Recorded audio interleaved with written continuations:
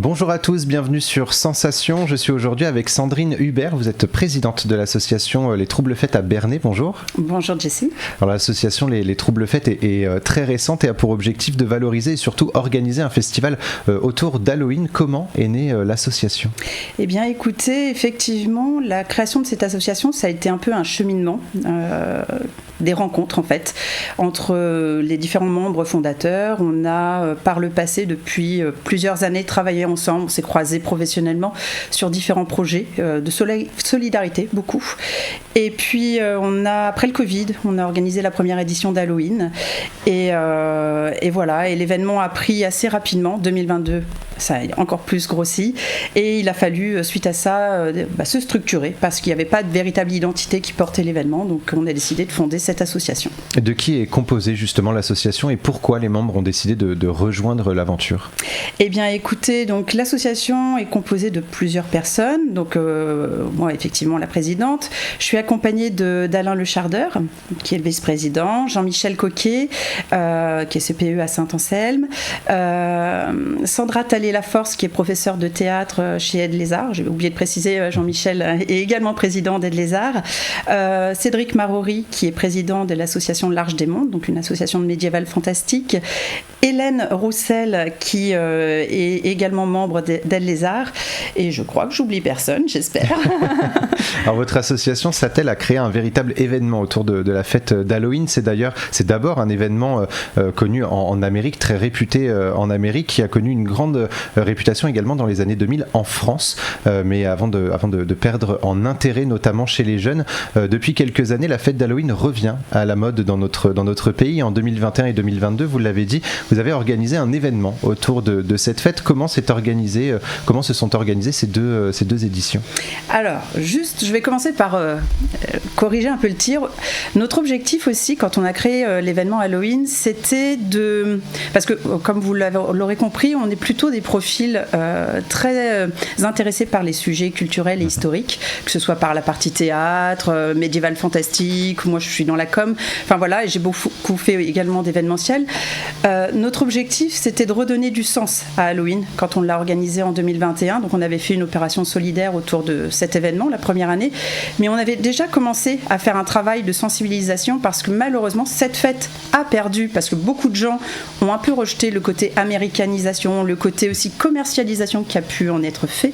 Et nous, ce qu'on veut juste rappeler, c'est qu'Halloween à la base, ce n'est pas une fête américaine, ce n'est pas une fête commerciale, c'est une fête qui a des origines bien plus anciennes que ça. C'est une fête celte d'origine qui s'appelait Samhain, d'où la création cette année d'un festival de Samhain.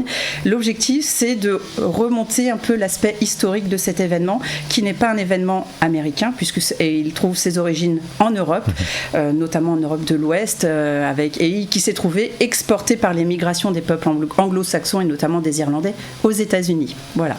Et il y avait une deuxième partie à votre question. Comment se sont organisées ces deux éditions ? Eh bien, écoutez, la première année, ça a été complètement improvisé. Je dirais un mois avant la date. C'est Alain qui a déboulé dans mon bureau en me disant « Oh, j'ai envie de faire un défilé d'automne, quelque chose ». Alain, c'est le poétique de l'équipe.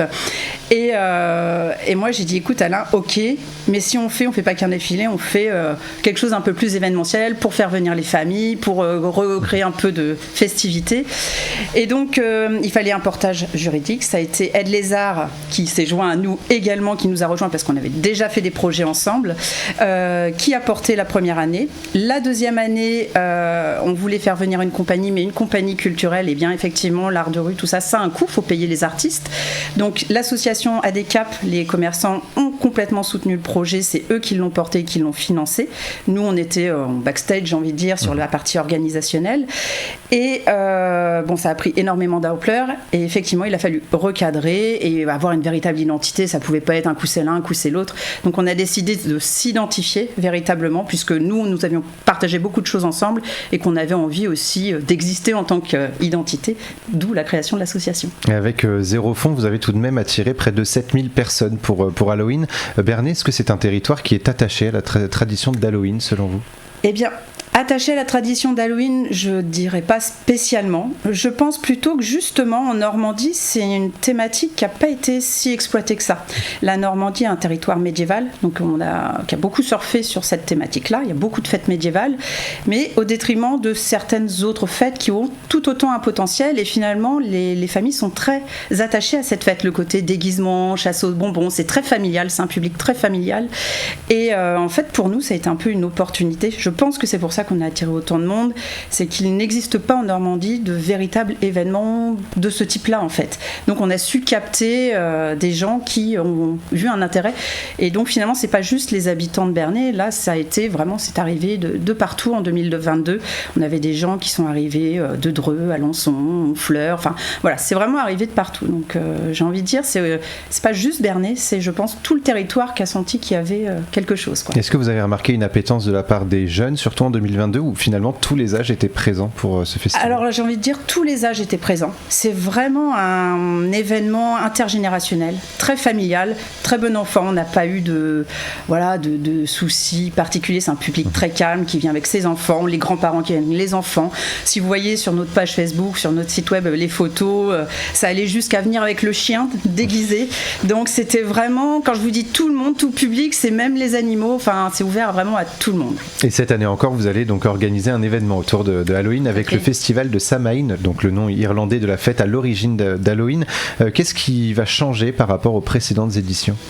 Eh bien, alors les 2 premières éditions se passaient en une seule après-midi. C'était un peu un one-shot.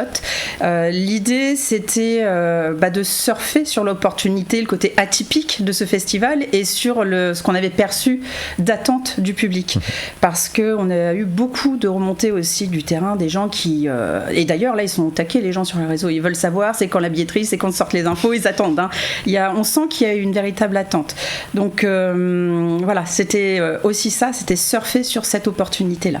Et on imagine qu'en accueillant autant de monde, il faut prévoir la sécurisation des lieux. Ça coûte de l'argent. Comment les citoyens peuvent vous soutenir dans l'organisation de cet événement? Alors, pour répondre aussi à la question de qu'est-ce qui a changé, donc on ne sera plus sur une seule journée, mais sur 4 jours.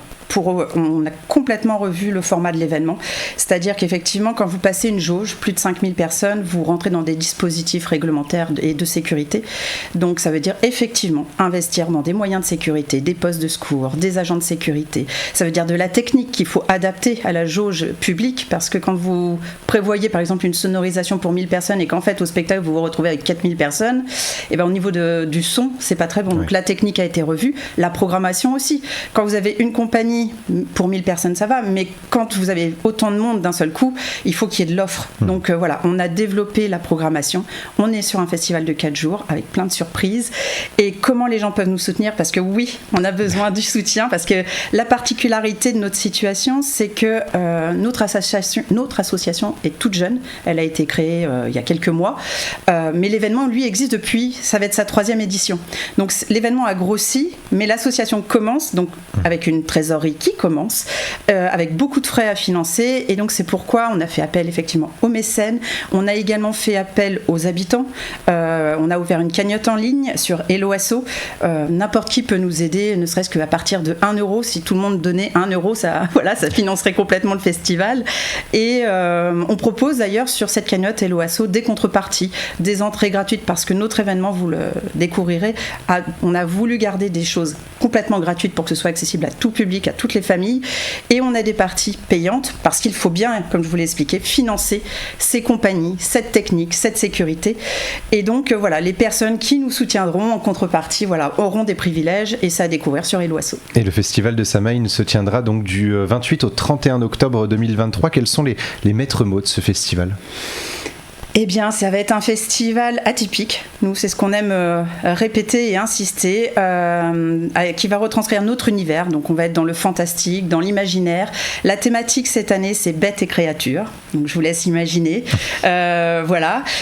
Donc, les maîtres mots, c'est de s'amuser, se costumer, profiter de l'événement. Voilà, retrouver son âme d'enfant, rentrer dans les lieux et vivre une expérience. Vous l'avez dit, on peut se déguiser justement, mettre son plus moche costume pour l'occasion.